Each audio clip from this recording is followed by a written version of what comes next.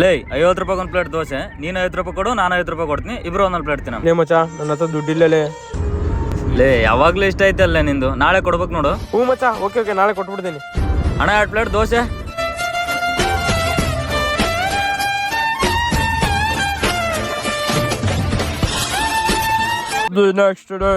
ಲೇ ಅವ ಸಮೀರ್ 50 ರೂಪಾಯಿ ಇಸ್ಕೊಂಡಲ್ಲ, ಎಲ್ಲೋಗೇನ ಅನ್ನೋದು ಒಂದು ಗೊತ್ತಾಗ್ತಿಲ್ಲ. ಫೋನ್ ಮಾಡಿದ್ರೆ ಫೋನ್ ತೆಗಿತಿಲ್ಲ. ಹೌದಾ?